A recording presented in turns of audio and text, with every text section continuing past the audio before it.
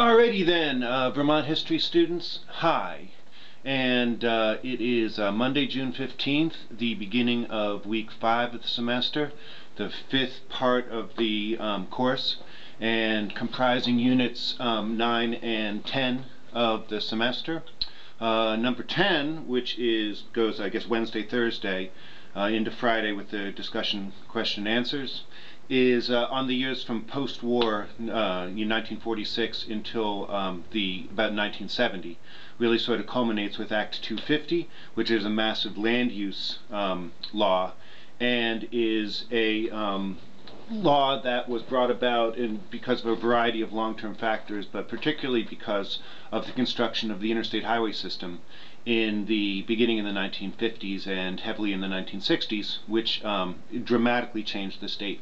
And Unit 9, the one that this video is for, sets you up for that and deals with an enormously transitional era in Vermont history, and covers the years of the Great Depression and World War II.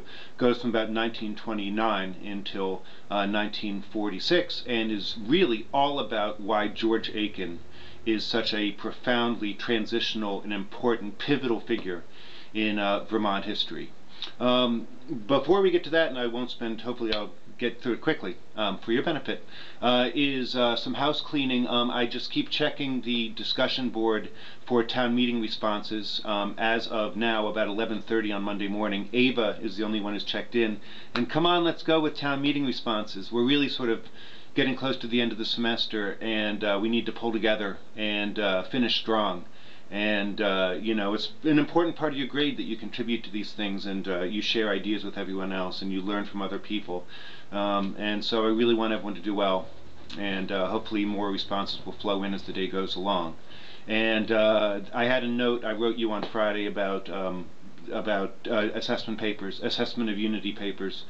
For those who've written one, the second one this week would be great. Earlier in the week would be better, but anyway, get me this one this week, and then you can turn your last paper in all the way up until a week from this Friday, the last class day.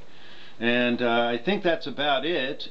So here's Unit 9, and it really does revolve around this guy, George Aiken. To set it up briefly, the Great Depression provided Vermont with an enormous range of challenges, and a lot of them were caused by the short-term problems associated with the economic depression. A lot of them were long-term, and the Great Depression sort of accelerated the rate at which they became huge issues. There's a couple of them. First of all, the Depression in many ways starts in Vermont with the Flood of 27, which wiped out a lot of Vermont's infrastructure. And the Flood of 27 is a cool topic, and you can read about that in the textbook. There's also the traditional economy had been in decline well before the stock market crashed. And you're talking about dairy farming. The peak number of dairy farms in Vermont was in the 1880s, and after that there's a rapid decline. It really accelerates after World War II for a variety of reasons, but the number of farms had been going down for a long time. The number of people on farms actually went up during the Depression because it was a place where there was plenty to eat for people who had no jobs, but that's not as important as the long-term trend. Other important parts of the Vermont economy, the sort of pillars of the Vermont economy, extractive industries like quarrying and timbering, lumbering, a lot of things like textiles and paper making, a host of different sectors of the economy were already very weak by the time you get towards the Great Depression. And then the Depression, to a great extent, kills off in Vermont things like textiles and paper making and a lot of the sectors of the industrial economy. There is also the fact that Vermont is facing during the Great Depression a host of big modern problems. As much as Vermont is sold and marketed and packaged and commodified as being this rural ideal, it has fundamentally basic important problems modern problems, and I wanted to illustrate this with the Rutland Marble Strike of 1935-36. It's a really cool topic. It was a really nasty strike. It's interesting because the Proctor family, which owned Vermont Marble, was politically a very powerful family in Vermont. So it's really sort of like the state's elite against mostly Catholic workers, people of different ethnicities, Irish, French Canadian, Italian, people from Eastern Europe, Polish, things like this. And the strike, to a great extent, really interesting, revolved around whether or not the people who were on strike were Vermonters. And it's cool that way, because having the term Vermonter associated with you means that you are part of the long-term dialogue about what is Vermont, what was Vermont, what should Vermont be, do you have a right to take part in that discussion? And so there's a lot of push and pull in terms of public discussion about were they Vermonters or not. I have some primary documents up there. I've done a lot of research on this strike. It's a cool topic. And so I throw up a very small number of primary documents which will give you a feel for both the discussion about who's a Vermonter and also just give you an idea about the violence of the strike. There's all sorts of sabotage that went on. The strike started in Danby and some quarries there, and then spread to the Rutland quarries, to the marble sheds. And then there was picket lines, and the company had trucks with machine guns on them and brought in French-Canadian strikebreakers, the whole 9 yards of what you imagine Great Depression industrial violence strikes were like. Vermont had it in spades. And so that's another way that Vermonters really have to wake up to the fact that Vermont is not isolated from the rest of the world, but very much has modern problems and has to deal with them.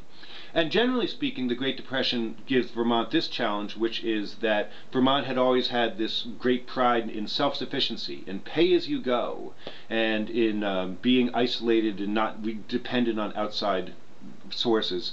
The flood, to a great extent, killed that.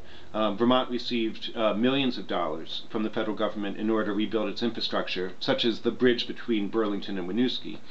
And generally speaking, the Great Depression after that makes it so that, like the rest of the country, Vermont simply knows that big problems require big solutions. Social Security, Federal Deposit Insurance Corporation, great New Deal institutions made it so that Vermonters lost some of that self-sufficient pride, local control, pride that they'd had for so long, but by necessity, because after all, it just wasn't working.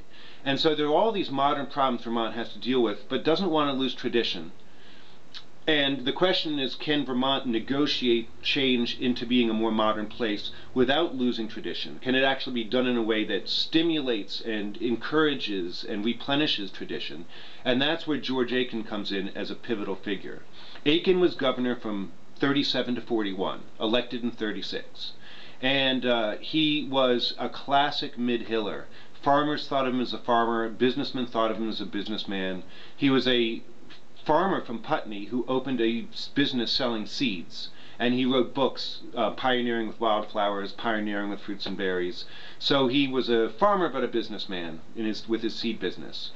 And he rocketed up through politics, became Speaker of the House soon after being elected to the House, Lieutenant Governor, became governor in 37, and really was the perfect man for his era, or at least, depends on who you ask, a pivotal man for his era. One of the first things he did was he addressed a labor banquet.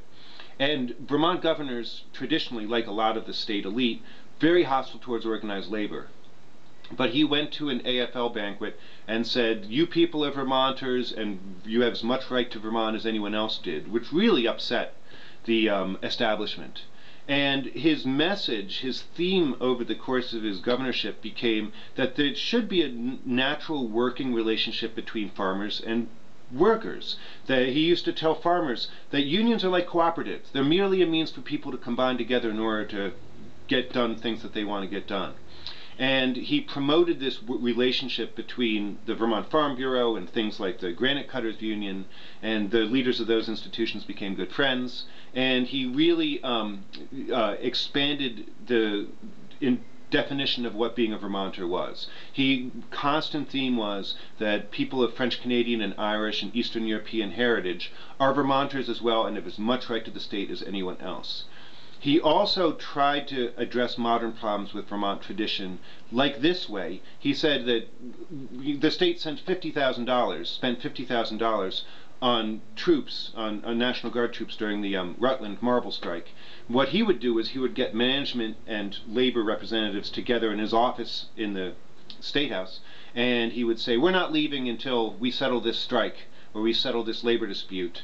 And then he would lock them in his office, basically. And then when it was over, he would come out and he would say, we settled the strike without government intervention. We didn't need troops. It was really cheap. We did it in a Vermont way. And he constantly is talking about, we did this in a Vermont way. We addressed labor strife in a Vermont way. We addressed agricultural issues in a Vermont way. And he made, in trying to negotiate gracefully a way for Vermont to deal with the fact that it had to adjust to modern problems, he made it so that Vermont tradition and being a Vermonter and the Vermont way were more relevant than ever, which is really cool and which is an amazing trick. His governorship is like this turning point. That Vermont was like one thing before that and another thing after. And he left the governorship after 2 terms and went off to the United States Senate, where he had a wonderful career after that. Vermont, World War II then intervened, and really I think that that's when the definition of Vermonter to expand to include non-Yankees became pretty much universal. Because when people of French-Canadian heritage go off and fight and die in Europe and in Asia, it's pretty bad taste to say that they're not real Vermonters. And so there you get to 1946. And what you have to deal with now is thinking ahead is that the government got a lot bigger and Vermont cast off a lot of tradition, but also embraced a lot of tradition and used tradition in order to negotiate change. And now it's going to come up against this problem. When the interstates are built, Vermont's going to be within a day's drive of something like 70 to 80 million people. And in order to keep Vermont looking beautiful, having the landscape it has, in order to keep it from becoming overdeveloped, there's going to have to be a lot of regulation. And we already have seen some of that regulation come in with the Great Depression, even before that, but particularly with the New Deal and Great Depression and what Aiken does. And so there's the uphill way of life, the traditional uphill way of life, which no one wants to lose necessarily, although you might think the downhillers really want to make uphillers and downhillers, but I mean, Vermont is selling the uphill way of life. But what is the greatest threat to the uphill way of life, I want you to ask yourselves as we get towards the building of the interstates. Is it a lack of regulation and then overdevelopment, or is it a huge amount of regulation and then the loss of local control and the ability to control your own natural resources? Because that's where you're at by 1946. The problems are already there and they're going to get a lot bigger. And that's the story, and I hope that it makes sense to you, and get in touch if there's anything I can do for you. All right.